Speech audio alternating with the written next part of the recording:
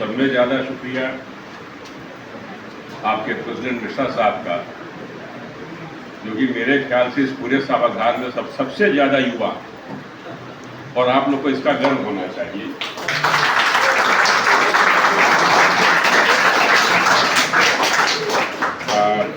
मिल तो मैं इनसे पहली बार रहा हूं, तो कल से इनके बारे में बहुत सुन रहा हूं, और मैं सही कहूं, इनके बारे में सुनते सुनते जब कोई मुझसे बोलता है कि 6 साल पहले रिटायर हो चुके हैं, मुझे लगता है कि अभी तो मेरी 30 साल की नौकरी बाकी है, कुछ तो करूंगा मैं। गुप्ता साहब, आप सबों का मैं शुक्रिया अदा करता हूं, और उपासना मैम थी, उनकी मैं बड़ी तारीफ करना चाहूँगा। और उसका कारण भी मैं कहूँगा आपको। मैं नाबार्ड में नौकरी करता था, नाबार्ड के जनरल मैनेजर, रिटायर हुआ, और हमारा यहाँ पर आशियाना में इंटरनेशनल लेवल का ट्रेनिंग इंस्टीट्यूट है, जिसमें हम स्टाफ को भी ट्रेनिंग देते हैं और एक्सटर्नल एजेंसीज को भी ट्रेनिंग इम्पार्ट करते हैं। काफ़ी बड़ा, मेरे ख्याल से हिंदुस्तान में इतना बड़ा ट्रेनिंग इंस्टीट्यूट नहीं है, बर्ड कॉम्प्लेक्स के नाम से जाना जाता है, कभी उधर तो गुजरिएगा तो देखिएगा। मैं वहाँ का ओपनिंग वाइस प्रिंसिपल रह चुका हूँ, और मेरा एरिया जो था स्पेशलाइजेशन का, कम्युनिकेशन स्किल्स था, और कम्युनिकेशन एंड प्रेजेंटेशन स्किल, इसका इस विषय से कुछ लेना देना नहीं। वह जब उपासना मैम आप लोगों के सामने बात कर रही थी, तो मैं सिर्फ ये देख रहा था कि कितनी धारा प्रवाह सुस्पष्टता से सारे भावों का संयोजन कर रही थी। आपके स्पेशलाइजेशन का सब्जेक्ट तो मैं नहीं जानता कि आप क्या पढ़ाती है इस कॉलेज में, मगर ये ज़रूर कहूँगा कि आप ये भी पढ़ाइए बच्चों को। मैंने हमेशा महसूस किया है कि किसी भी जनरेशन में, किसी भी व्यक्ति में सक्सेसफुल होने के लिए उसके अपने विशिष्ट ज्ञान के अलावा ये कम्युनिकेशन और प्रेजेंटेशन स्किल्स का होना भी बहुत ज़रूरी है, क्योंकि यही वो माध्यम है जिसके द्वारा आप अपनी बातों को दूसरे तक इफेक्टिवली पहुंचा पाते हैं। और जैसा कि अभी बात कही जा रही थी कि आप एम्प्लॉयबिलिटी अपनी क्रिएट करेंगे, तो उसकी मार्केटिंग भी आप इसी के माध्यम से कर पाते हैं। तो आपसे एक अनुरोध, इस विषय पे भी जाने के लिए और एक टीम क्रिएट करने के लिए कहूँगा, और डायरेक्टर साहब हैं, प्रेसिडेंट साहब हैं, उनसे भी मैं कहूँगा कि इस मुद्दे को भी उतनी ही अहमियत दीजिए। थोड़ा सा मैं अपने बारे में कहूँ शुरू करने के पहले। नाबार्ड जिस संस्था में मैं काम करता रहा, उसका गठन 1982 में रिजर्व बैंक का बाइफर्केशन करके हुआ था। 1982 में रिजर्व बैंक को बाइफर्केट किया गया, एग्रीकल्चर और रूरल डेवलपमेंट के लिए डेडिकेटेड इंस्टीट्यूशन इंदिरा गांधी ने by act of parliament NABARD बनाया। जितने स्टाफ उस समय नाबार्ड में आए थे, सभी रिजर्व बैंक से माइग्रेट किए हुए थे।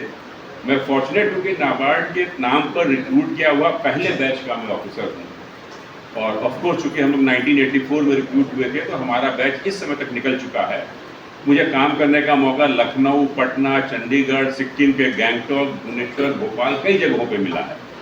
और मैंने डिस्ट्रिक्ट लेवल पे 6 साल फैज़ाबाद डिस्ट्रिक्ट में नाबार्ड का ऑफिस ओपन करके भी वहाँ भी काम किया है। और जब मैं फैज़ाबाद में था, तो मैंने वहाँ पे ग्राउंड लेवल रियलिटीज जो एग्रीकल्चर और अलाइड सेक्टर्स की होती हैं, उसे बड़ी गंभीरता से और बड़ी निकटता से मैंने उसे देखा हुआ है। NGO से, गवर्नमेंट डिपार्टमेंट से, इंटरनेशनल एजेंसी से नाबार्ड के अधिकारी के तौर पे मैं इंटरेक्शन बराबर होता रहा, तो थोड़ा सा अनुभव में ज़रूर इजाफा हुआ। हालांकि क्वालिफिकेशन वाइज अगर मैं बात करूं, तो मैं मॉडर्न हिस्ट्री का पोस्ट ग्रेजुएट हूँ। तो सुनने में बड़ा अजीब लग सकता है कि जिसका एग्रीकल्चर से कोई लेना देना कभी नहीं रहा, जो पहली बार खेत में खड़ा हुआ तो गेहूँ और धान की फसल में फ़र्क नहीं कर पाया, तो उसकी सारी नौकरी इसी मुद्दे पर। अब थोड़ा सा विषय पे आते हैं। विषय की उपादेयता तभी होगी कि जब मैं आपसे कम्युनिकेट करूं, तो वहां से आपके पास से रिजॉइंडर्स भी आए, पॉजिटिव रिजॉइंडर। इसी पे कोई रिजॉइंडर दे दीजिए बस आप लोग कि देंगे या नहीं देंगे। अदरवाइज मैं भी कॉलेज पढ़ चुका हूँ, यूनिवर्सिटी में पढ़ चुका हूँ, मुझे मालूम है बैक बेंचर होने के एडवांटेजेस कितने होते हैं पिछली सीट पे बैठ जाने के। और चूंकि मैं इसके एडवांटेजेस जानता हूँ, तो मैं जब स्टाफ कॉलेज या वर्ड में जब क्लासेस लेता था, क्लासेस हैंडल करता था, तो मैं आगे वालों से नहीं, पीछे वालों से ही पूछता था, बड़ा तंग करता था। तो जो तंग होने से बचना चाहे, या तो वो आगे आ जाए या कम से कम जवाब दें। मुझे भी अच्छा लगा कि मैं आप लोगों से कनेक्ट कर पा रहा हूँ। गुप्ता साहब, थोड़ा सा अगर आपकी इजाज़त हो, तो चूंकि ये खाली इंक्यूबेशन प्रोग्राम की बात कर रहा है इस विषय को, थोड़ा सा हम इसको ब्रॉड स्पेक्ट्रम दें, क्योंकि शायद हमारा उद्देश्य जो मैं आपसे बात करके और डायरेक्टर साहब से बात करके जान पाया वो ये है कि हम जो यंग यूथ है आपका यहाँ पे यूथ जो यहाँ पर है उसको कैसे ऐसे एम्प्लॉयमेंट में ले आ पाए जहाँ पे वो सेल्फ सस्टेनेबल हो, स्वयं क्रिएट करे, एम्प्लॉयमेंट सीकर ना हो, एम्प्लॉयमेंट जनरेटर हो, राइट। अब इसको ध्यान रखते हुए हम इस स्टार्टअप की भी बात करेंगे, एंटरप्रेन्योरशिप की भी बात करेंगे। बट इससे पहले की बात करें और आप यहाँ पे आए हैं इस विषय के ऊपर चर्चा करने, हम सभी यहाँ पे आए हैं। मुझे यह मान के चलना चाहिए, यद्यपि ये हो सकता है कि मैं असफल रहूं इस मामले में, बट फिर भी मैं मान के चलूँगा कि कल रात आप लोगों ने अपनी मोबाइल उठा के गूगल खोल के ये ज़रूर देखा होगा कि स्टार्टअप होता क्या और एंटरप्रेन्योर होता क्या। सवाल थोड़ा आसान है या कठिन है? कौन मुझे इसमें बताना चाहेगा? सर टाइम क्या जो भी होगा मुझे कुछ 10 मिनट पहले बता दीजिएगा, तो वाइंड अप कर दूंगा। कौन आप लोगों के बीच से बताना चाहेगा कि स्टार्टअप का मतलब क्या होता है? कितने लोगों ने अपने कंप्यूटर को या मोबाइल को खोल के गूगल किया है कि स्टार्टअप होता क्या है, एंटरप्रेन्योर क्या होता है? Please. So, entrepreneur is a person who establishes a business from a very starting stage. So, who generates an idea of a business and starts to think how that idea will be converted into a company or something like that. Well said, well said. Please. Well said. I think you reach more near to a startup than near to an entrepreneur. There is an essentiality of an entrepreneur, and that is an entrepreneur and a common business initiative लेने वाला जो होता है. The basic difference is the entrepreneur has always the risk-bearing capacity. Whenever you venture into a new activity can be two. An activity may be old, but for you it might be new. Firstly, secondly, you may be old means seasoned in the experience, but the activity in which you are venturing into might be a new one for the entire society as such. समझ रहे हैं? Entrepreneur में risk bearing capacity ज़्यादा होती है, इसलिए startups को शुरू करने की हौसला यूथ से हम ज़्यादा हमेशा इसलिए मानते हैं कि उनमें फाइटिंग स्पिरिट ज़्यादा होती है। वो किसी चीज़ को फाइट कर सकते हैं, उनके पास एक एज प्रोफाइल इतना बढ़िया है कि वो उसको प्रॉफिटेबल वेंचर तक ले आने तक के लिए उसको इंडेवर्स को कर सकते हैं, राइट। अब एंटरप्रेन्योर से हम आते हैं स्टार्टअप्स के लिए। एसेंशियल इंग्रेडिएंट स्टार्टअप्स के लिए क्या है? कोई भी business initiative can be startup. आप एक किराना की दुकान खोल लें, आप 4 भैंसों की डेयरी खोल लें, is it a startup? If you have the resources और you can muster the resources, you can go in for that. Is it a startup? Basically, shall it be classified as a startup activity? Why? Start. So because there is less chances of it being on a very large scale. Startup. Yes. नहीं. So the examples that you have given. Sir उनमें chances ये हैं कि वो आगे चल के ज़्यादा grow नहीं होगा. Startups are like that कि सर वो स्टार्ट जरूरी बहुत छोटे मिनिमम स्केल से होते हैं, माइक्रो स्केल से होते हैं, but in the future that will be converted into a very large scale. I think we should put it in a very different manner. बड़ा क्या लार्ज क्या होता है? आप 2 भैंसे पाल लीजिए, कल को 200 भैंसे कर लीजिए। ये तो आपकी बिजनेस इनिशिएटिव और बिजनेस एक्टिविटी पर डिपेंड करता है ना। आप एक छोटा सा, आप लखनऊ में ही देख लीजिए, कई जगह पता है, अगर लखनऊ में आप लोगों ने मूव किया होगा तो मुझे याद है आज से 30 साल पहले निशातगंज चौराहे पे एक पप्पू जनरल स्टोर होता था, किराने की दुकान थी, और आज मैं 30 साल बाद देखता हूँ मोहल्ले के हर कोने में पप्पू जनरल स्टोर है जो उसकी ब्रांच है। It is not like that. Startup में बेसिक इंग्रेडिएंट क्या होता है कि उसमें एक न्यू आइडिया जनरेट होती है। ये जो कन्वेंशनल और ट्रेडिशनल आइडिया है उससे अलग एक न्यू आइडिया के जनरेट होती है, और वो आइडिया ऐसा हो जो सोसाइटी एट लार्ज को इम्पैक्ट करके क्लाइंटेज जनरेट करती है। मसलन आप टैक्सेस तो पहले भी हायर करते थे, सड़क पे मिल जाती थी, कहीं मिल जाती थी। कलकत्ता जाइए तो पीले रंग की जो घूम रही है छत पे लगी वो टैक्सेस थी। बट ऊबर को स्टार्ट करना क्या है? एक जस्ट AI ऐप, एक ऐप डेवलप करना, कंप्यूटर के ऐप डेवलप करना, उसके थ्रू लोगों को एनरोल कर लेना, और एकदम डोर स्टेप पे टैक्सेस को पहुंचा देना विदाउट द पर्सन हु। पहले क्या होता था, आप घर से निकलते थे, किसी एक पॉइंट तक जाते थे कि वहाँ मिल जाएगा। अब आपने एक ऐसा पैकेज बनाया, आपने ऐसा इनोवेशन किया कि कंप्यूटर्स आ गए हैं, वेरियस ऐप्स आ गए हैं, मैं कुछ ऐसा ऐप बना के एनरोल करूँ, आदमी को डोर स्टेप पे उससे कॉल करने पे मिल जाए। It's one major example of a very successful startup. आपने ये देखा होगा, ये काफ़ी बड़े ह्यूज लेवल पे है। छोटे लेवल पे अगर हम बात करें, आपने कोविड के टाइम में देखा होगा, कई लोगों ने इसको एनकाउंटर किया होगा कि अचानक कई लोगों का मैसेज आया था कि हम वेजिटेबल्स को इस तरह से बेचेंगे कि आप सिंपली अपने व्हाट्सएप मैसेज पे आप उसको लिख दें कौन कौन से वेजिटेबल्स आपको चाहिए, कितनी कितनी क्वांटिटी में, आपको नेक्स्ट डे आपके डोर स्टेप पे मिल जाए। आपको याद है ऐसा कुछ हुआ था? ऐसा हुआ कुछ याद है? ऐसा कई लोगों ने शुरू, that was the start of a startup. उसकी फंडिंग के हिस्से में मैं नहीं जा रहा हूँ कि कहाँ से फंडिंग था भी या नहीं था, टोटल सेल्फ इन्वेस्टमेंट था या कहीं और से क्रिएट किया, इसके ऊपर मैं नहीं जा रहा। But that was a new idea, situation देखी, न्यू आइडिया क्रिएट किया, आपको वेजिटेबल्स आपके डोर, और डेली आपके व्हाट्सएप आप ग्रुप बना लिया उन्होंने, ग्रुप पर डेली वेजिटेबल्स कौन से उपलब्ध हैं, उनकी रेट्स कितनी हैं, वो आपके सामने फ्लोट करना शुरू किया। That was a startup, right. अब नाउ एंटरप्रेन्योर और स्टार्टअप की जब बात कर लिए थोड़ी सी हम लोगों ने, स्टार्टअप जो होती है बेसिकली बड़े इनिशियल स्टेज से शुरू होती है। ऑब्जेक्टिव उसको एक डेफिनेट पीरियड में टोटल कमर्शियल एंटिटी में कन्वर्ट करने का होता है। उतने पीरियड के बीच में हो सकता है इनकम जनरेशन इतना ना हो कि उसकी सस्टेनेबिलिटी हो, इसीलिए रिक्वायरमेंट होती है ऐसे एजेंसीज की या ऐसे इंडिविजुअल से सपोर्ट की जो उसका इंक्यूबेशन पीरियड है उसके बीच में उस प्रोजेक्ट को सस्टेन करने की स्थिति में आ सकें, और बाद में आपका टोटल बिजनेस आइडिया ऐसा होना चाहिए कि उस पीरियड के बाद वो प्रॉफिट जनरेट करना शुरू करें। बड़े छोटे में बड़े डिटेल में जाने की फिलहाल कोई जरूरत नहीं, तो कॉन्सेप्ट अगर समझ जाएंगे तो आप समझ पाएंगे स्टार्टअप क्या है। अगली बात मैं पूछता हूँ आप सबों से, ये मैं श्योर हूँ कि जितने लोग यहाँ पे बैठे हुए हैं उसमें से कईयों का ऑब्जेक्टिव ये जरूर होगा कि जब अपनी डिग्री हम एक्वायर कर लें तो हमें कोई नौकरी मिल जाए। बट कईयों का भी ऐसा ऑब्जेक्टिव होगा कि हम जब अपनी डिग्री कंप्लीट कर लें, अपनी पढ़ाई कंप्लीट कर लें, उसके बाद हम किसी ऐसे एक्ट में वेंचर इनटू करें जिसमें जो सिर्फ न टोटली मेरा हो बल्कि उसके साथ साथ में 10 लोगों को एम्प्लॉयमेंट भी दे सके।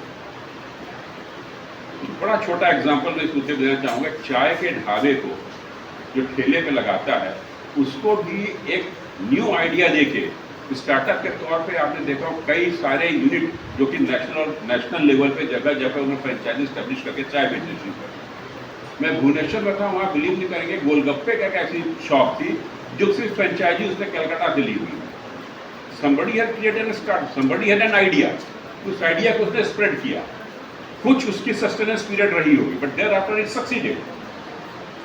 और जब उसकी ब्रांडिंग होने लगी तो एक ऑर्डिनरी दुकान पर खड़े होने के बजाय मोस्ट ऑफ द सेम गोलगप्पे या सेम क्वालिटी ऑफ चाय आप वहाँ पे पीना शुरू कर दोगे, आपको लगेगा क्वालिटी कुछ ना कुछ इंश्योर्ड होगी। यद्यपि हो या ना हो ये डिबेटेबल इशू हो सकता है। Some reactions, am I right, am I wrong? Why I am not wrong?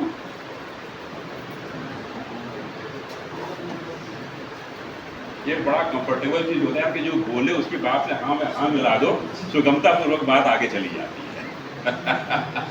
और नथिंग एब नॉर्मल, मैंने भी अपनी जिंदगी की पढ़ाई ऐसी बिताई है।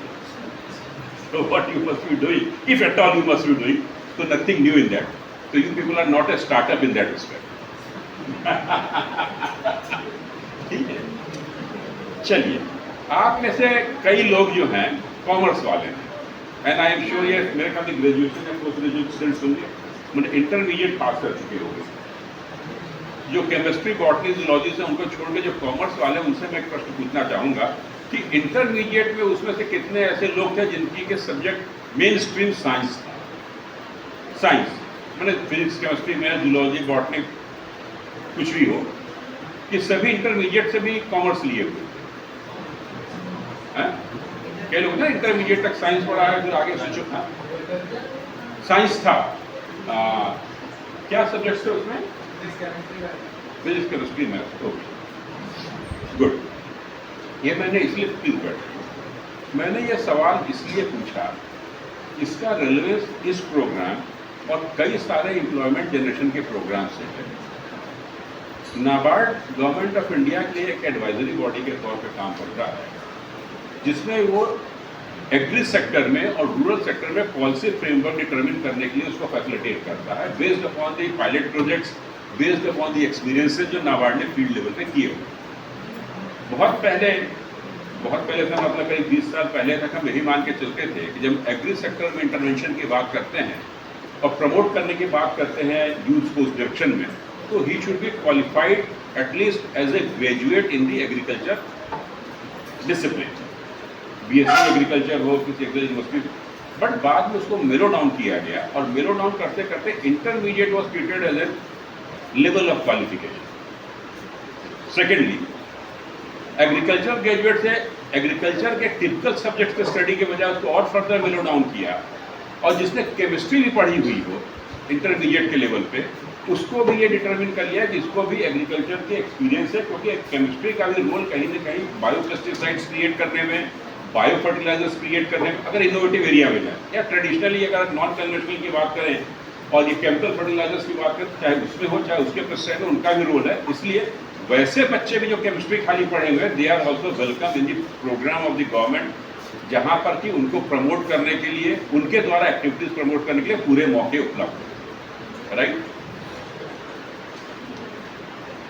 आप लोग यहाँ पर हैं, पास करेंगे, क्या आप लोग ऐसे गवर्नमेंट प्रोग्राम्स के बारे में अवेयर हैं या ऐसे प्रमोशनल प्रोग्राम्स के बारे में अवेयर हैं जहाँ पे अगर आप अपनी एक्टिविटी को शुरू करना चाहें तो आप कहाँ से उसकी स्किल डेवलपमेंट की ट्रेनिंग पा सकते हैं, कहाँ से आप जो प्रोजेक्ट फाइनेंसिंग पा सकते हैं, किस एरिया में इसको लगा सकते हैं, इसकी कोई गाइडेंस है, कोई है जानकारी आप लोग को?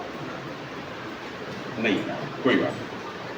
लेट मी टेल यू कि नाबार्ड की एक प्रोग्राम है agree clinic plus agri business centres का, एक गवर्नमेंट अप्रूव प्रोग्राम है। इसका प्रोग्राम का नाम है एग्री क्लिनिक कम एग्री बिजनेस सेंटर्स। राइट, यह प्रोग्राम 18 साल से लेके 60 साल के यूथ,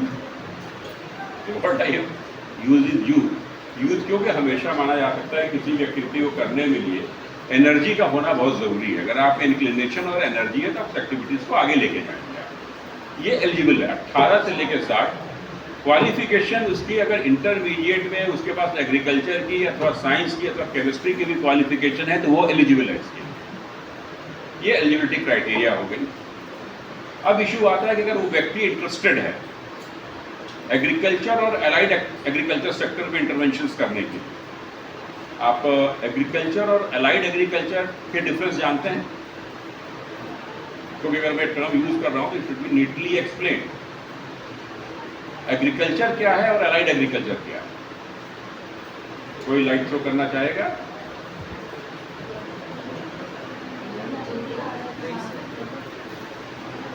कोई बताना चाहेगा, कुछ कहना चाहेगा इसके ऊपर? आप डेयरी रीडिंग कर रहे हैं, डेयरी फार्म है, डेयरी फार्म है आपके पास, ये किस कैटेगरी में आता है, किस क्लासिफिकेशन में आता है? लाउडली या तो बोले, या आप दो बोल चुके, मैं चाहता हूँ पीछे से कोई बोले। कोई ना बोल पाया तो फिर आप बोल रहे। एग्रीकल्चर और अलाइड एग्रीकल्चर की मैंने बात की। अलाइड एग्रीकल्चर में क्या आता है मुझे बताएं। डेयरी की मैंने एग्जांपल दिया, इसे किस कैटेगरी में रखेंगे आप?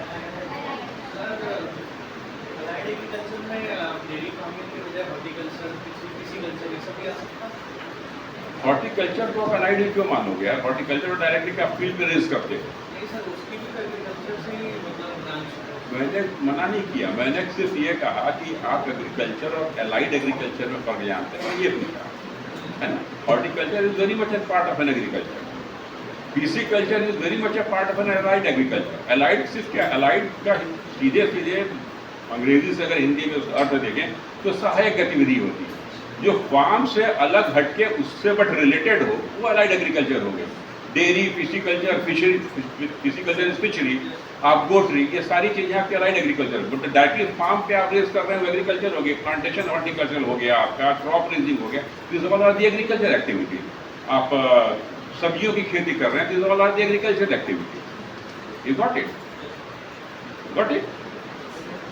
ये फर्क इसलिए जानना चाहिए एलाइड एग्रीकल्चर जब भी आप बात करते हैं तो वो लंबे प्रोजेक्ट के लिए होता है, 3 साल से 5 साल। आप डेयरी का कर रहे हैं तो 3 साल बाद आपकी ब्रेक इवन आएगी, उसके पहले आपकी ब्रेक इवन आएगी नहीं। बट अब क्रॉप लेकिन आप धान की फसल ले रहे हैं, अगर मान लीजिए खेती आप करते हैं तो धान की फसल है, गेहूँ फसल कर, तो 6 महीने 4 महीने में तो पक जाती है, 6ठे महीने में आपको पैसा मिल जाता है। उसको शॉर्ट टर्म बोलते हैं, short term agriculture and these are the long term agriculture. ये दोनों के बीच में फर्क होता है, इसको थोड़ा सा समझ लीजिए इसको।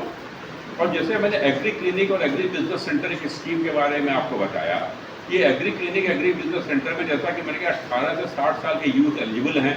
क्वालिफिकेशन अगर इंटरमीडिएट तक अगर उनके पास केमिस्ट्री है भी है एग्रीकल्चर के अलावा, और कई हमारी जो है यहाँ पे छोटी छोटी बच्चियाँ मौजूद हैं, अगर होम साइंस भी है तो that has also been made eligible for that. Home science किसी का सब्जेक्ट है इंटरमीडिएट लेवल पर तो वो भी एलिजिबल। ये मैंने आपकी क्वालिफिकेशन भी बताया कि ये भी है तो वन कैन अप्लाई करने के लिए क्या सोचें। Now they should be imparted A training किस चीज़ के ऊपर, जो वो वेंचर आउट करना चाहते हैं उस एक्टिविटी की टेक्निकलिटीज़ के ऊपर,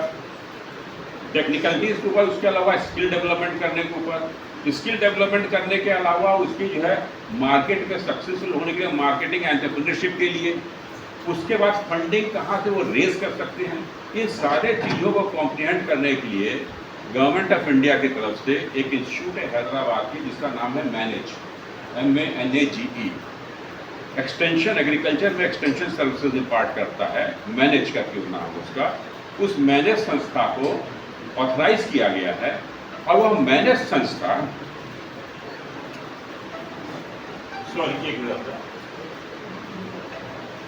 उस मैनेज संस्था ने, चूंकि ये खाली हैदराबाद में स्थित है और ये स्कीम ओपन है पूरे हिंदुस्तान के लिए, उन्होंने हर स्टेट में अपने कुछ और इंस्टीट्यूट्स को भी ऑथराइज किया हुआ है, वे ट्रेनिंग इम्पार्ट कर सकते हैं। इस ट्रेनिंग की cost 100% is made by the government of India. Training 45 दिन की होती है, 45 डेज की इंटेंसिव ट्रेनिंग होती है, 45 डेज की इंटेंसिव इन हाउस ट्रेनिंग होती है। जो भी एक्टिविटी आप अच्छा, अब कौन कौन सी एक्टिविटी जिसको आप चूज सकते हैं, it's a host of activity, huge activity, number of activity. उस नंबर ऑफ एक्टिविटीज में कुछ आपके दिमाग में एग्रीकल्चर और लाइफ सेक्टर से कुछ इनोवेटिव एक्टिविटीज आपके दिमाग में आता है, कुछ आप क्या क्या सोच सकते हैं। आप लोग को आश्चर्य होगा, एग्री टूरिज्म भी अपने आप में एक एक्टिविटी है। मेडिकल टूरिज्म आपने सुना होगा कि बहुत होता है हिंदुस्तान में, medical tourism very popular. Agri tourism ये इटसेल्फ में एक एक्टिविटी है। Filming, documenting, publishing, agricultural activity ये अपने आप में एक एक्टिविटी है। मेरे कहने का मतलब यह है कि मैं ये दो एक्टिविटीज इसलिए गिना रहा हूँ, number of 35-36 activity. You think of the heaven, you think of the stars and the star is you. It's host of activities, you think and it is there. इसमें किसी में भी आप जाना चाहें, कुछ भी करना चाहें, आपकी अपने दिमाग कुछ उसको आइडिया अगर देना चाहता है तो you can just simply put into it. Agri tourism में सिक्किम में पोस्टेड था गैंगटॉक में, बड़े सक्सेसफुली कई गाँवों में मैंने इसको होते हुए देखा, बड़े अच्छे से देखा है। और उसमें इनोवेशन ऐड कर देते थे। ऑर्गन, आप मुझे बता सकते हैं हिंदुस्तान का कौन सा इलाका है जो फुल्ली ऑर्गेनिक है? कितना बता Sikkim, very true. Sikkim is the only state जो कि फुल्ली ऑर्गेनिक स्टेट है। वहाँ पे केमिकल फर्टिलाइजर, सीड्स का इस्तेमाल होता ही नहीं पूरे स्टेट में। वो लोग वहाँ पे जो एग्री टूरिज्म करते हैं, वहाँ पे जो टूरिस्ट आते हैं उनके इस पर नेचुरली प्रमोट और आएंगे और वहाँ से और बिजनेसमैन आएंगे, उनको अपने प्रोडक्ट्स के बीच में वेरियस किस्म के उनके मील्स जो है वो बना के खिलाने लगते हैं कि आप इसका टेस्ट देखिए। This is one way of promoting the activity. तो anything which you want to do you can do. Again, अगर आप इसमें इस्टेब्लिश करते हैं तो from where to get the funds, right? Funds के लिए गवर्नमेंट ऑफ इंडिया का इंस्ट्रक्शंस हैं, नाबार्ड के इंस्ट्रक्शंस हैं कि कमर्शियल बैंक्स हो, रीजनल रूरल बैंक्स हो। रीजनल रूरल बैंक्स जानते हैं, ग्रामीण बैंक, और district central cooperative bank DCCB, उनको जानते हैं आप? सुना है, नहीं सुना? बताइएगा। District central cooperative bank, regional rural bank, commercial bank, सभी ऑथराइज है, सभी के ऊपर ऑब्लिगेटरी है कि फाइनेंसिंग करें। अब जैसा कि मैंने कहा कि यूथ लिमिटेड रिसोर्सेज से आगे बढ़ रहा है, वो ये करना चाहता है, कोई भी फाइनेंसिंग इंस्टीट्यूशन अगर फिनेंस करेगा तो नेचुरली वो कहीं से उसके अपने फंड्स नहीं जनरेट हो रहे हैं, पब्लिक का फंड है उसके पास आ रहा है, उसी को प्रमोट करने में लगा रहा है, wants it to get back as a loan. अब आपका प्रोजेक्ट वायबल हो सके, इस वायबल होने के लिए गवर्नमेंट ऑफ इंडिया एक्सटेंड करती है pass through agency is NABARD, that is the subsidy pass on करती है। और सब्सिडी अगेन बड़े ह्यूज रेशियो में है, ह्यूज क्वांटम में है। अगर वो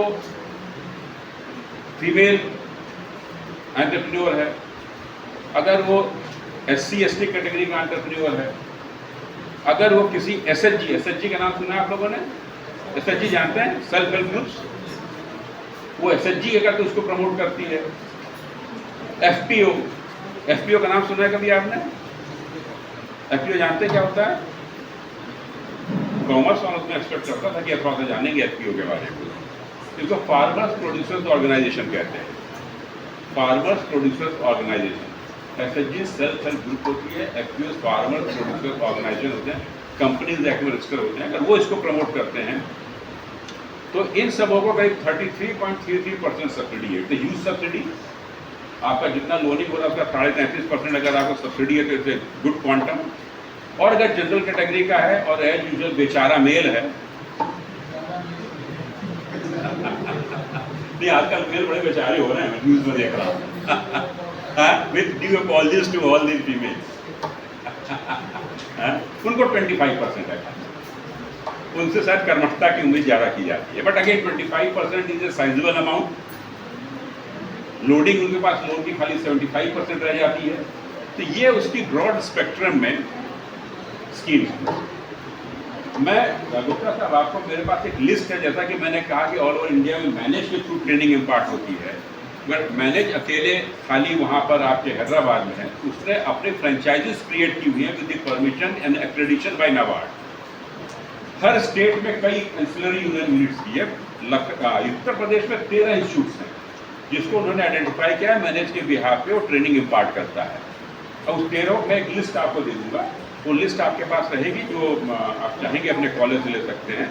और ब्रॉडली उसका जो सेलिएंट फीचर्स इस स्कीम के हैं, agree clinic plus agri business centre, जैसा मैंने कहा एग्री क्लिनिक में क्या क्या आ सकता है, एग्री बिजनेस सेंटर में क्या क्या आ सकता है, ये थोड़ा सा आप हाईलाइट कीजिएगा मुझको जो है वो। आप इसमें चाहें तो एक एम्प्लॉयमेंट जनरेशन का, एंटरप्रेन्योर स्किल को आगे बढ़ाने का एक बहुत अच्छा जरिया है।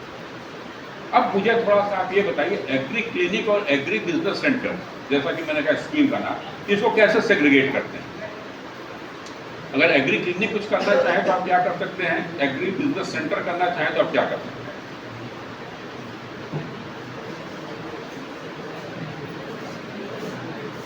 पैरावेट्स जानते हैं किसे कहते हैं? पैरावेट्स जानते हैं किसे कहते हैं? PARAVET। आप बड़ी तीखी निगाह से देख रही हैं हमको, तो मैंने बड़ा नागवार सवाल पूछा है? नहीं, ऐसा नहीं पूछा। मैं जब सवाल पूछता हूँ तो मान के चलता हूँ, अगर हम नहीं बता पाएंगे तो बताना भी मेरा ही। कंपाउंडर के बारे में सुना है? क्या होता है कंपाउंडर? कंपाउंडर होता है जो डॉक्टर का सहायक होता है ना? वो उसके बिहाफ पे आता है कभी कभी आपके घर में और आपको इंजेक्शन लगा देता है, या डॉक्टर साहब ना आए तो आपका ट्रीटमेंट भी कर देता है।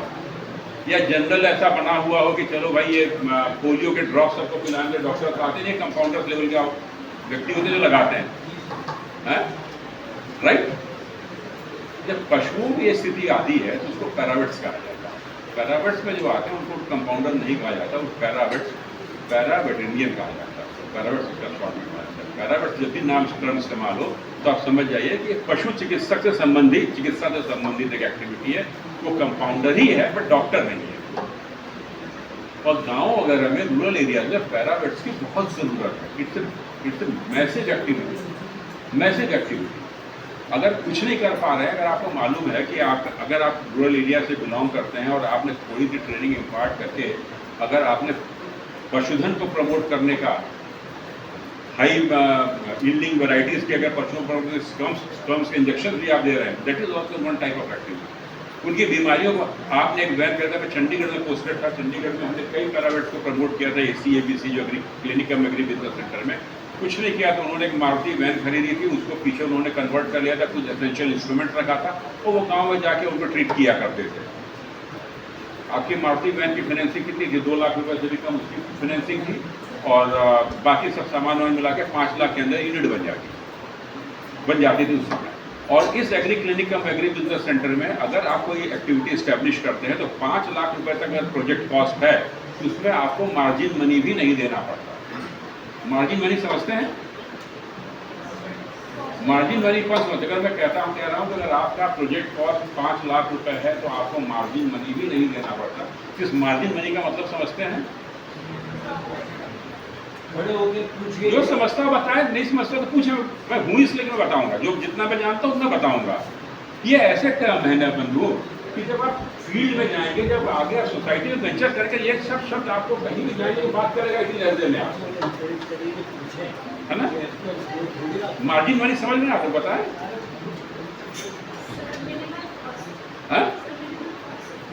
मिनिमल और मार्जिन मनी मतलब होता है, कुछ अगर लेमन के भाषा में समझे, कि कोई भी प्रोजेक्ट आप लगा रहे हैं जिसमें आप एक्सपेक्टेशन करते हैं कि फंडिंग कोई और करेगा, नेचुरली क्योंकि आपका रिसोर्स नहीं है, तो मिनिमम कितना पैसा आप लगाएंगे? भाई अगर मैं कोई एक्टिविटी करना चाहता हूँ, मान लीजिए 100 रुपए का, और मैं कहूँ कि आप 100 रुपये मुझे दे दीजिए, तो आप कहिएगा भाई मेरा स्टेक क्या है, 100 रुपये तो आप दे दीजिए। मेरा कोई स्टेक होगा तब तो मैं उस एक्टिविटी को करूँगा। मेरे कहीं पैसे मुझे लगेगा मेरा पैसा है वो भी दूसरा कब तो करूँगा, सारा पैसा आप है तो मुझे क्या इंटरेस्ट है, तो पैसा डुबाऊंगा, चल दूंगा। तो मार्जिन मनी उसे कहा जाता है जहाँ पे कि प्रमोटर अपना जितना स्टेक लगाता है, डेट इज मार्जिन मनी। इसलिए कोई भी प्रोजेक्ट का फाइनेंसिंग के लिए आप बैंक के पास जाते हैं तो बैंक ये पूछता है कि अगर आपका प्रोजेक्ट कॉस्ट 1000 रुपये का, तो साहब आप मार्जिन मनी कितना लगाओगे? आप जब मार्जिन मनी लगाते हैं तो आपका इंटरेस्ट उस एक्टिविटी में बना रहता है। मैं आपको एक लाइफ का बड़ा छोटा एग्जांपल सुनाता हूँ, और शायद मेरे ख्याल से जो ये मिस्टर साहब और ये आपके डायरेक्टर साहब इन दोनों से वाकिफ हो गए। सर याद होगा आपको 50-60 साल पहले जब मनी ऑर्डर से पैसा ट्रांसफर होता कि मनी ऑर्डर से, तो बढ़िया मैम पोस्ट ऑफिस में मनी ऑर्डर के फॉर्म रखे रहते थे। अब तो उस समय ये सब सिस्टम नहीं था, डिजिटल सिस्टम, मनी ऑर्डर से पैसा भेजा था तो फॉर्म रखे रहते थे, और आदमी क्या करता था 10 फॉर्म उठाता था, एक भरता था, 4 फाड़ के फेंक देता था। वही काम जो रेलवे स्टेशन जब टिकट बुकिंग के लिए जब जाते हैं तो रिजर्वेशन का फॉर्म आप कभी एक नहीं उठाते, एक बंच उठाते हैं, एक भरते हैं, 10 नीचे फेंकते हैं। एग्जैक्टली सही बात कह रहा हूँ? पोस्ट ऑफिस ने क्या किया कि उसने मनी ऑर्डर फॉर्म की कीमत 5 पैसे रख दी। आपको फॉर्म चाहिए उसके लिए 5 पैसे नीचे सबों ने एक फॉर्म उठाना शुरू कर दिया, क्योंकि उसमें उनका इन्वॉल्वमेंट बढ़ गया। आज अगर रेलवे स्टेशन में रिजर्वेशन की स्लिप अगर आपको उसकी 5 पैसे कीमत कर दी जाए या 1 रुपये कीमत कर दी जाए, यह लिखते हुए कि टिकट के कॉस्ट में एडजस्ट कर देंगे, फिर भी आदमी 2 स्लिप भी नहीं उठाएगा। ये इंटरेस्ट होता है कि आप कितना इन्वॉल्व, इसी को मार्जिन मनी कहा जाता है जब किसी भी इंस्टीट्यूशन से आप फाइनेंसिंग के लिए जाते हैं। परंतु इस एक्टिविटी को प्रमोट करने के जो मैंने कहा agree clinic club agri business centre में अगर 5 लाख रुपए तक का प्रोजेक्ट कॉस्ट है तो बैंक आपसे मार्जिन मनी भी नहीं मांगेगा। मतलब कि आप टोटल आप बैंक से 100% लोन लेके 5% में आप 5 लाख रुपये अपनी एक्टिविटी को शुरू कर सकते हैं। मैक्सिमम प्रोजेक्ट कॉस्ट कितना है, क्योंकि आपको कहीं ना कहीं रिस्ट्रिक्शंस आपको रखनी है यहाँ पर कि सब्सिडी गवर्नमेंट की लिमिटेड है, तो मैक्सिमम प्रोजेक्ट कॉस्ट जो गवर्नमेंट परमिट करती है वो 20 लाख करती है इस एक्टिविटी के अंदर, नॉट मोर देन 20 लाख। अगर 20 लाख से ऊपर अगर जाता है आपका प्रोजेक्ट कॉस्ट तो आपकी सब्सिडी रिस्ट्रिक्ट हो जाएगी 20 लाख रुपीज़ के बाद। ये इसकी ब्रॉड स्कीम की हाईलाइट्स, ये मैं दे जाऊंगा आपको, आप देखना चाहें तो आप स्कीम आपके पास से देख लीजिए। अब हम आते हैं स्टार्टअप के बारे में। स्टार्टअप के बारे में जैसा कि मैंने कहा कि agree clinic club agri business centre में एक ट्रेनिंग इंस्टीट्यूट का आइडेंटिफाई किया गया है मैनेज के माध्यम से। इसी तरह स्टार्टअप एक्टिविटीज़ में भी आने के लिए जो इसको शुरू करना चाहते हैं उनको स्किल डेवलपमेंट की ट्रेनिंग मिल सके, मैनेजरियल ट्रेनिंग मिल सके, फिनेंस मैनेजमेंट की ट्रेनिंग मिल सके, जो एक्टिविटी वो शुरू करना चाहते हैं उस एक्टिविटी के अंदर उनकी फाइनेंसिंग हो सके, फंड रेजिंग हो सके, इन सबको प्रमोट करने के लिए incubation centres government of India भी क्रिएट कर रही है। नाबार्ड ने भी incubation centre through out the country 10 incubation centres create किए हैं, और उत्तर प्रदेश में अभी IIM लखनऊ के थ्रू नाबार्ड एक इंक्यूबेशन सेंटर क्रिएट कर रहा है। उनकी बात चल रही है प्रोजेक्ट फाइनल स्टेज में, वो शुरू हो जाएगा मेरे ख्याल से इस फाइनेंशियल ईयर में, तो हमारे यूपी के बच्चों के लिए भी एक अच्छा सेंटर होगा। लखनऊ में इस इंक्यूबेशन सेंटर का एक पायलट प्रोजेक्ट के थ्रू अभी 10 स्टार्टअप्स को फंक्शनिंग उसकी शुरू करवाई जा चुकी है, वो कर रहे हैं, they are raising a good amount of money. अब ये मुझे बताइए कि जैसे यहाँ तक मैंने खाली बात बताई, उस इंक्यूबेशन सेंटर में एनरोल होने के लिए, जैसा कि एडवर्टीजमेंट आपने देखा, एक गवर्नमेंट ऑफ इंडिया के प्रमोशंस हैं, इसमें आपको जो एक्सपेंसेस आएंगी उसके लिए आपको न सिर्फ ग्रांट भी मिल जाएगा, आपको एनरोल होना पड़ेगा, बट आपको एक न्यू आइडिया बिजनेस एक्टिविटी का देना होगा, जैसे मैंने ऊबर के बारे में आपसे चर्चा की। एक ट्रेडिशनल एक्टिविटी को लेकर अगर आप बात करते हैं तो वो ट्रेडिशनल एक्टिविटी स्टार्टअप के कैटेगरी में नहीं फॉल करता। फर्स्ट, अब चूंकि जैसा कि मैंने कहा, स्टार्टअप ये दिमाग में जनरेट होता है, पेपर में बाद में आता है, और जिस दिमाग में जो जनरेट होता है तो ये कहीं ब्रेन से रिलेटेड है, ना कि आपकी फाइनेंशियल स्टेटस से। You need the funding, it's a new idea. हो सकता है बैंक डायरेक्ट फंडिंग इसमें ना करना चाहे, तो उसको लगे कि न्यू एक्टिविटी है, पता नहीं सक्सेसफुल होगी या नहीं होगी, क्योंकि बैंक जो है वो तो हमेशा देखे ना कि सक्सेसफुल होगी ताकि मेरा पैसा लौट के आएगा। तो आपके पास फंडिंग के क्या क्या सोर्सेज हैं, आपको फंडिंग मिल जाए, इसके क्या सोर्सेज हैं आपके पास स्टार्टअप में? Any idea? Public investment raise कर सकते हैं। पहले तो सेल्फ इन्वेस्टमेंट की बात कीजिए आप, पहला तो सेल्फ इन्वेस्टमेंट हो। अगर एक हायर लेवल पे जाना है तो सेल्फ इन्वेस्टमेंट तो किसी भी उस पे जाएगा। दूसरा, गुड, आपने दूसरा आपने कहा पब्लिक इन्वेस्टमेंट। पब्लिक इन्वेस्टमेंट आप कितना पब्लिक इन्वेस्टमेंट का क्या मतलब है बताएं? सर पब्लिक इन्वेस्टमेंट से मेरा मतलब ये है कि अगर आप अपना आइडिया कहीं पिच करते हैं, बहुत बड़े बड़े इन्वेस्टर्स हैं सर, जैसे कि अभी रियलिटी शो चलता है सर, शार्क टैंक, उसमें सर बहुत सारे आइडियाज़ यंग एंटरप्रेन्योर्स एनरोल करते हैं और अपना आइडिया पिच करते हैं नेशनल टीवी के सामने। तो अगर इन्वेस्टमेंट वहाँ बहुत सारे बड़ी कंपनीज के सीईओज आते हैं, वहाँ अगर उनको इन्वेस्टमेंट मिलती है तो बहुत अच्छी बात है, नहीं तो सर बहुत ही लार्ज स्केल पे उनकी एडवर्टीजमेंट हो जाती है सर पब्लिक टीवी पे आने के बाद। सर उससे मैंने काफ़ी सालों में ये नोटिस किया है सर, जो वहाँ बहुत यंग एंटरप्रेन्योर्स आए थे जिनकी कंपनी बहुत ही बेसिक लेवल पे थी, उनको बहुत ही ज़्यादा हाई बूस्ट मिलता है वहाँ पे। तो ये एक तरीका हो सकता है। वेल सर, स्टार्टअप बेसिकली हमेशा शुरुआती दौर से शुरू होते हैं। स्टार्टअप वही होते हैं जो शुरुआती दौर से शुरू होते हैं और उनके शुरू होने के बाद कुछ समय तक उनके पास प्रॉफिटेबिलिटी के कोई रास्ते नहीं, कोई इनकम नहीं होती, और वो इनकम नहीं होने की वजह से उसका सस्टेन करना मुश्किल है, फंड्स उसको चाहिए। अब आपने एक चीज़ बड़ी अच्छी कही कि पब्लिक इन्वेस्टमेंट। अब ये पब्लिक इन्वेस्टमेंट किस फॉर्म में आएगा? क्योंकि एक व्यक्ति जो है, जिसको आपने कहा कि आपने अपने आइडिया सेल किया, कुछ इन्वेस्टमेंट जो आपके पास था आपने लगाया, फिर पब्लिक को बताया, पब्लिक क्या करेगी? आपको लोन देगी? नॉर्मली किस फॉर्म में आता है? नहीं सर, वो शेयर्स वगैरह तो सर बहुत हाई लेवल पे चला जाएगा सर, लेकिन मेरे हिसाब से पब्लिक प्रोडक्ट खरीद के आपकी, क्योंकि अभी आप लोगों के बीच में से किसी ने इक्विटी शब्द इस्तेमाल किया ना, आपने किया, wonderful, she has put it rightly, मुझे लग रहा था इक्विटी हायर लेवल पे चला जाएगा। नहीं, आप ये सही समझ। देखिए, इक्विटी का मतलब ये हमेशा नहीं होता है कि उसकी स्टॉक एक्सचेंजेस पर लिस्टिंग होती रहे। बहुत सारी ऐसी कंपनी जो स्टॉक एक्सचेंज पर लिस्टेड नहीं है बट उनकी इक्विटी है। मेरे ख्याल से ओला भी लिस्टेड नहीं है, अगर मैं गलत नहीं हूँ तो ओला भी आपकी डेट में लिस्टेड नहीं है, मगर ओला की इक्विटीज़ है और अभी ओला की इक्विटीज बड़ी सस्ती मिल रही है। अगर आप लोग इंटरेस्टेड हो तो खरीद लो, लिस्टिंग हो जाएगी तो दाम बढ़ जाएंगे उसके।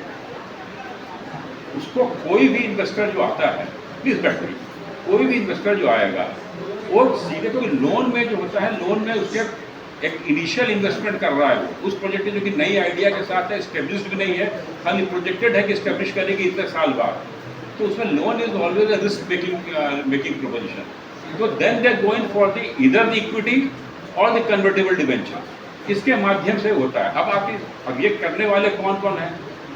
आपका एक सोर्स हो गया आपका सेल्फ इन्वेस्टमेंट, दूसरी होती है एंजल फंडिंग, इसको बोलते हैं एंजल फंडिंग। एंजल फंडिंग भी यही होती है, एंजल फंडिंग और वेंचर कैपिटल फंडिंग, ये दोनों लगभग एक जैसा है, जहाँ पे इक्विटी और कन्वर्टेबल डिबेंचर्स के माध्यम से, मतलब वो आपको पैसा देंगे, उतनी एक रेट से उतनी इक्विटीज आपकी ले लेंगे, उतने डिबेंचर्स ले लेंगे, और वो भी हेल्प आउट करेंगे कि आपकी उसकी कीमत बढ़े, अगर कीमत बढ़ेगी तो इक्विटी की कीमत बढ़ेगी। ये उनका इन्वॉल्वमेंट हो गया, खाली लोन की बात नहीं आने पाई। फिर उसके बाद आगे क्राउड फंडिंग एक होती है। क्राउड फंडिंग क्या है? आप यहाँ पर हैं, आप सब आपस में फ्रेंड्स हैं, आप लोगों में इंटरेक्शन बहुत अच्छा है, आपके पास एक आइडिया आया, आपने उस आइडिया को सेल किया सबको कि और सब लोग मिलके इसमें आ जाते हैं। तो सबने छोटे छोटे क्वांटम में, जिन्होंने आपसे कन्विंस हो गए, उन्होंने छोटे छोटे क्वांटम में आपके साथ पैसा देना शुरू कर दिया। ये क्राउड फंडिंग इंडिविजुअल्स की भी हो सकती है, ये क्राउड फंडिंग इंस्टीट्यूशंस की भी हो सकती है। ये 4-5 वेरियस रिसोर्सेज होते हैं जिसके माध्यम से आप स्टार्टअप की फंडिंग करते हैं। स्टार्टअप, जैसा कि आप लोगों ने सुना होगा, पेपरों में पढ़ा होगा कि इंडिया में स्टार्टअप्स की संख्या शायद पूरी ग्लोबली हर साल सबसे ज़्यादा है। ये डेटा तो हमेशा पढ़ाए जाते हैं, टीवी में आते हैं, परंतु एक डेटा और जो कभी छुपा रहता है कि डेथ रेट भी सब में ज़्यादा होती है। आएंगे 2 साल चलेंगे, वो बंद हो जाएंगे। डेथ रेट जो कहते हैं, इसको कहते हैं कि startup is slipping to the death valley. अब यहाँ पे डेथ वैली से निकालने का तरीका क्या है कि या तो पहले जो स्टार्टअप कर रहा है उसको ये मालूम कि मैं कैसे निकल सकता हूँ, कौन ऐसी और इंस्टीट्यूशंस हैं जो मुझे डेथ ट्रैप से निकाल के मुझे फिजिबल होने के लेवल तक ले आएंगी।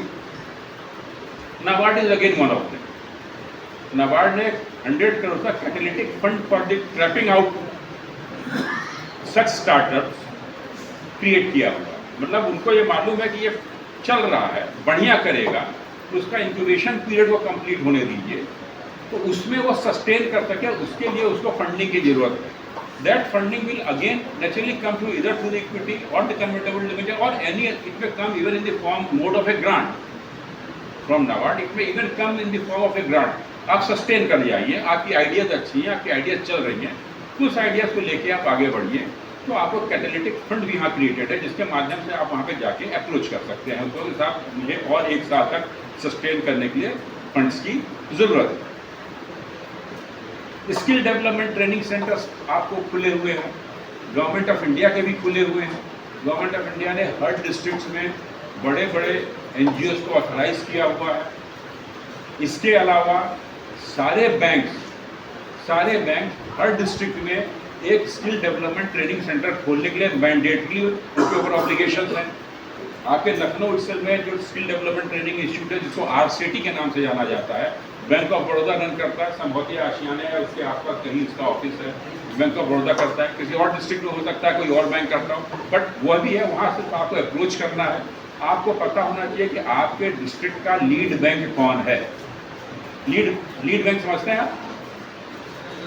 लीड बैंक समझते हैं? हर डिस्ट्रिक्ट में एक बैंक को, किसी एक कमर्शियल बैंक को लीड बैंक का रोल दिया जाता है। बस लीड बैंक का रोल होता है सारे बैंक जितने हैं, चाहे कोई भी बैंक हो, उनको कोऑर्डिनेट करना और उनकी एक्टिविटीज को कोऑर्डिनेट करना और गवर्नमेंट स्पॉन्सर्ड स्कीम्स जो हैं उसकी फाइनेंसिंग और टारगेट अचीवमेंट एप्रोप्रिएट हो रहा है कि नहीं, उसको इंश्योर करना। तो हर डिस्ट्रिक्ट में जो मेनली जो लीड बैंक है उसको ऑथराइज किया गया कि एक स्किल डेवलपमेंट ट्रेनिंग सेंटर आप ओपन कीजिए। तो आपके लखनऊ में भी है और हर जगह है इस तरह की, उसको आरसीटीज के नाम से जाना जाता है। You should know what is an RCT. आप उसको भी अप्रोच कर सकते हैं, उसके माध्यम से जो आपके पास आइडिया को मैं इस एरिया में अपने स्किल डेवलपमेंट की ट्रेनिंग चाहता हूँ। एग्रीकल्चर से संबंधित, एग्रीकल्चर और अलाइड सेक्टर या रूरल डेवलपमेंट से संबंधित कोई भी एक्टिविटी आपके दिमाग में आती है, उस दिमाग में आइडिया जो आता है उसको कैसे कॉन्क्रेटाइज करें, क्या क्या उसके थ्रेट परसेप्शंस हो सकते हैं, क्या क्या उसकी स्ट्रॉन्ग पॉइंट्स हो सकती हैं, क्या क्या एजेंसीज उसमें हमें फंडिंग कर सकती हैं, क्या क्या एजेंसीज हमें और हेल्प एक्सटेंड कर सकती हैं। ऐसी चीज़ें अगर आपको जाननी हो तो आपके स्टेट में भी और हर स्टेट में नाबार्ड के रीजनल ऑफिस हैं। यहाँ पे अगर आपने रिजर्व बैंक देखा होगा तो रिजर्व बैंक के बगल में या फंड रिपब्लिक के सामने ही नाबार्ड का रीजनल ऑफिस है। अगर आप वहाँ विजिट करेंगे तो कोई भी ऑफिसर जो है कंसर्न, वो आपको इसमें गाइड करने के लिए ऑलवेज फील हेल्पफुल। तो उसका रोल ही ये है इस मामले में आपको फैसिलिटेट करें, राइट? मैं कहता we have talked a lot, now time is that there should be some questions from your end. कोई नई बात आती है, कोई नई चीज जानने की, ऐसा लगा कि कुछ कंटेंट है इसके अंदर। आप लोग को एक स्कीम और मैं बता दूं, अगर आप लोग के पास ऐसा हो, गवर्नमेंट ऑफ इंडिया की एक और बड़ी अच्छी स्कीम है जो कि यंग एंटरप्रेन्योर शुरू कर सकते हैं। उसको रूरल गोडाउन की स्कीम पहले कहा करते थे, वो कहते थे, अब उसको मार्केटिंग इंफ्रास्ट्रक्चर की स्कीम कहते हैं, जिसके तहत अगर आप वेयर हाउसेस क्रिएट करते हैं फॉर स्टोरिंग एग्रीकल्चर और प्रोसेस्ड एग्रीकल्चर प्रोडक्ट्स। तो वेयर हाउसेस के क्रिएशन पे आपको एज यूजुअल, जैसे कि मैंने कहा, अगर फीमेल है, SC/ST कैटेगरी का है, FPOs SHGs है, तो लगभग 40% तक सब्सिडी है, और मेल है तो 33% तक सब्सिडी पास ऑन उसमें होती है। ये सब्सिडी आपके टोटल प्रोजेक्ट कॉस्ट को लेके बहुत अच्छी, और इसकी जो कैपेसिटी है वो 10 मीट्रिक टन से लेके 5000 मीट्रिक टन तक का, 10,000 से लेके 5000 मीट्रिक टन तक की कैपेसिटी की आप वेयर हाउसेज स्टैब्लिश कर सकते हैं। ये सर्टेन स्कीम्स थी, कुछ प्रोजेक्ट्स थे, कुछ डिटेल्स थी। सर ये जो अमेजन और फ्लिपकार्ट इन लोगों ने अमोसिस का जो अपने बड़े बड़े वेयर हाउसेस बनाए हैं, तो ये लोग भी क्या आप लोगों को सपोर्ट लेते हैं? नहीं, मैंने पहले ही कहा कि ये जो वेयर हाउसेज हैं, ये वेयर हाउसेज जो है एग्रीकल्चर और एग्रीकल्चर रिलेटेड प्रोडक्ट्स के स्टोरेज के लिए। वो कमर्शियल जो अमेजन और ये लोग जो वेयर हाउसेज बनाए हैं, तो सारे कंज्यूमेबल्स के लिए कर रहे हैं, और ये एग्रीकल्चर का तो कोई प्रोडक्ट उनके पास है नहीं, तो उनके पास इनके लिए कोई सब्सिडी नहीं। एग्रीकल्चर प्रोडक्ट, प्रोसेस प्रोडक्ट या एग्रीकल्चर मशीनरी की स्टोरेज, कुछ भी अगर ऐसा करते हैं तो उसके लिए।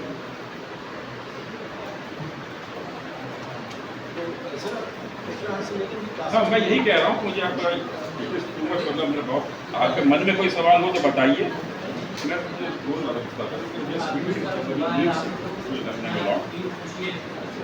ये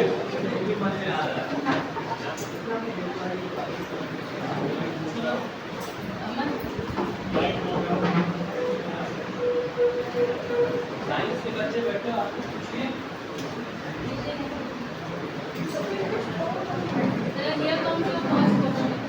हाँ जी, बताएं। Hello sir. सर मेरा क्वेश्चन ये है, मैं मैथ्स बैकग्राउंड से हूँ। मैं अभी आज पहली बार है कि कोई कॉमर्स के बच्चों के साथ बैठा हूँ। सर रिसेंटली पीयूष गोयल जो कि मिनिस्टर ऑफ इंडस्ट्रीज़ हैं, उन्होंने एक स्टेटमेंट पास करी है कि इंडिया के स्टार्टअप्स जो है वो बहुत ही कंसाइड रह गए। आई मीन कि हम लोग जब भी स्टार्टअप की बात करते हैं तो डोर टू डोर खाना पहुँचा देना, ग्रोसरी 5 मिनट में डिलीवर कर देना, या फिर टैक्सी दे देना। और वही on the other hand western countries या फिर चाइना और डेवलप कंट्रीज़ वो वर्क कर रही हैं AI पे, मशीन्स पे, इंटेलिजेंस पे। तो what's your point on that कि हमें और क्या मतलब अपनी सोच में ऐसा क्या रिफॉर्म करना चाहिए कि जो ना हम मोर टेक्नोलॉजी की तरफ जाए इंस्टेड ऑफ प्रॉफिट मेकिंग? और ऐसा है कि आप मुझे ड्रिफ्ट कर रहे हो सिविल सर्विसेज के इंटरव्यू में, ड्रिफ्ट करो और वो ना करना है, क्योंकि अगर आपने ये स्टेटमेंट पढ़ा होगा, मैं समझ रहा हूँ पीयूष गोयल जी के स्टेटमेंट को लेके आप जो है कंसर्न हो रहे हो, तो अगले दिन इंडस्ट्रीज के भी स्टेटमेंट उसके लिए आए थे, जिन्होंने पीयूष गोयल बहुत क्रिटिसाइज किया था कि अगर आप AI और इसके ऊपर आप जो है बात करते हो स्टार्टअप्स के बारे में, उसकी फंडिंग कौन कर रहा है, और उसकी ज़्यादा फंडिंग के अलावा जो मैंने डेथ वैली की जो मैंने आपको बात की थी, डेथ वैली में चले जाते हैं, उससे निकालने के लिए गवर्नमेंट का कितना सपोर्ट है। तो ये बड़ा डिबेटेबल इशू है यार, इसमें क्यों पढ़ते हो, इसमें क्यों पढ़ते हो? जोमेटो एक और खोल डालो, ठीक ही चलेगा, अच्छा क्या दिक्कत है इसमें? मेरी अपनी ओपिनियन से क्या मैटर करता है? मैं बोलूँ कि मैं इसके पक्ष में हूँ या उसके पक्ष में, दोनों ही चीज़ें ट्रुथ हैं भाई। वो पीयूष गोयल जी का कहना इसलिए सही है कि स्टार्टअप के माध्यम से ऐसे आइडियाज आते हैं जिसमें कि आप AI और इन सेक्टर्स में आपका इंटरवेंशन बढ़े, बट साथ में इंडस्ट्रीज का भी कहना है कि AI सेक्टर या इन डिजिटल सेक्टर में जाने के लिए आपकी क्राउड फंडिंग और प्लस गवर्नमेंट सपोर्ट की बहुत ज़्यादा जरूरत होती है। उतनी बजट तो क्रिएट करो, वो बजट क्रिएट हो। आपसे अगर कोई कह दे, अगर आप एक्टिविटी शुरू करो और ये कहना शुरू कर दें कि साहब आप वायबल हो पाओगे 5 साल बाद, तो गवर्नमेंट को भी तो तैयार होना चाहिए आपको 5 साल तक सपोर्ट करने के लिए। आप कहाँ से पैसा ले आओ? तो दोनों ही पक्ष सही हैं, और रास्ता उसी से निकालना है, रास्ता उसी से निकालना है। अगर बड़े हाई लेवल पर अगर आप बात करें तो हमारे पास एक बहुत बढ़िया स्टार्टअप था तेजस प्लेन का, जो टोटली फाइटर प्लेन है, टोटली इंडिजिनस प्लेन है। You feel proud of it, right ना? उसका इंजन कहाँ से आ रहा है? तो फिर अमेरिका से आ रहा है, तो नहीं बना पाए ना इंजन अच्छे होने के बाद भी। तो पढ़े, मंथन करें, मेरे अकेलों के विचार से कुछ नहीं होगा, आप लोग अपने विचार जनरेट करें दोस्तों के विचार। यानी अदर कोई और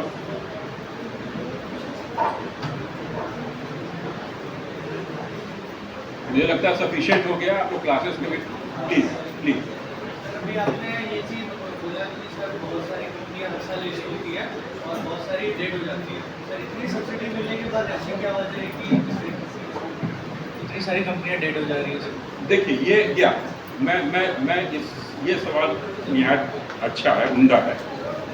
पहली चीज़ तो मैं बोलूँगा ये कि एक चीज़ होता है कि इंस्टेंटली किसी आइडिया से फैसिनेट हो जाए, और इंस्टेंटली किसी आइडिया से फैसिनेट हो गया, अगर उसमें आप जंप कर गए, जैसे अक्सर मैंने देखा है, जैसे आप इसको ऐसे देखिए, और शायद मेरे घर में भी कैसा, मेरी जो यंगर डॉटर थी वो साइंस स्ट्रीम और मैथ स्ट्रीम में बहुत अच्छी नहीं थी, मुझे मालूम था सोशल साइंस से शी इज द बेस्ट।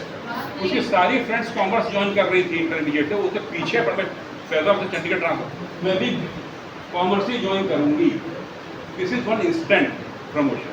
यही एक्टिविटी में आपने सुन लिया, आप इंस्टेंटली जंप कर गए, आपने पूरा ज्ञान पूरा नॉलेज लिया नहीं, उसमें एक रीज़न है, उसको फेल। दूसरा चीज़, जब आप जा रहे हैं तो सारे जो भी एजेंसीज आपको वहाँ सपोर्ट कर सकती है उनके बारे में थोड़ा जानकारी आसपास होनी चाहिए। मैंने आप कहा ना कैटेलिटिक फंड की एक बात कही, वो कैटेलिटिक फंड क्या डेडिकेटेड इसीलिए है कि जो स्टार्टअप अभी ब्रेक इवन तक पे नहीं आ पाया है वो डाई न कर जाए, इसलिए उसको ग्रांट एंड एड सपोर्ट मिल जाए, उसके माध्यम से। अब उसको नहीं मालूम उसके बारे में तो डेड हो जाएगा। तो secondly the information level is very important, clearly मालूम होगा फंडिंग कहाँ से और इंटरमीडिएट फंडिंग में कहाँ से जनरेट कर पाता है। तीसरी, स्टार्टअप सेक्टर में जो यंग जनरेशन है उनके बीच में एक और बहुत रैम्पेंट आइडिया है जो शायद पता नहीं कहना चाहिए था या नहीं, आप लोग होंगे तो आप लोग को मालूम होगा। बहुत सारे लोग कहते हैं कि स्टार्टअप क्रिएट करके एक लेवल में कहते हैं उसको बेच के निकल जाना चाहते, उसको रन ही नहीं करना चाहते। वो चाहते हैं कि इसको इमीडिएटली बेच दें, हमें सीधे 8-10 करोड़ का फायदा हो जाएगा, फिर कोई नया स्टार्टअप शुरू कर देंगे। तो they are not concern with long term running of that project, they themselves are concern only a short term running, जहाँ पर उनको अच्छे रेट्स मार्केट में मिल जाए। बहुत सारे स्टार्टअप ऐसे मिल जाएंगे जो 4-5 साल में बेच दिए जाते हैं। उसके बाद वो डेड हुए, क्योंकि जिनको वो बेचे गए वो तो स्टार्टअप में नहीं कैटेगराइज होगा, वो रहा कि नहीं रहा। और दूसरी चीज़, अगर आपने बेच दिया मान लीजिए, तो हम तो हमेशा यही कॉन्स्टिट्यूट कराएंगे कि आपके लिए वो कठिन चीज़ हो गई, इसीलिए आप उसको रन। आज अगर ओला बिक जाए, आज अगर उबर बिक जाए तो आप क्या कॉन्स्टिट्यूट करेंगे? आपकी बिग बाजार थी, है मेरे ख्याल सब पहली हिंदुस्तान की सब में बड़ी मल्टी प्रोडक्ट चेन थी यहाँ पे, जिसने उसको बेचा कियानी का था मेरे ख्याल से। हाँ, उन्होंने जब बेचा उसको, ये तो क्या मानिए कि वो सड़क पे आके तो नहीं बेचा होगा, उन्होंने तो उनकी एसेट क्रिएट करके उसको बेच। मगर आपने क्या परसेप्शन जनरेट किया उसके बारे में? आपने देखा क्या कि लॉस मेकिंग प्रोपोजिशन होगी उसके लिए, और तो बहुत सारे फैक्टर्स हैं ऐसे। यही रीजन है, ये डिसहार्टन होने वाली चीज़ नहीं है, but only thing whatever you are doing to do a thorough research study and then involve in. मेरा कि इतनी सारी सब्सिडीज के बाद नहीं, that good. Thank you for the patient hearing. बाद में मिलेगा, फिर बाद में।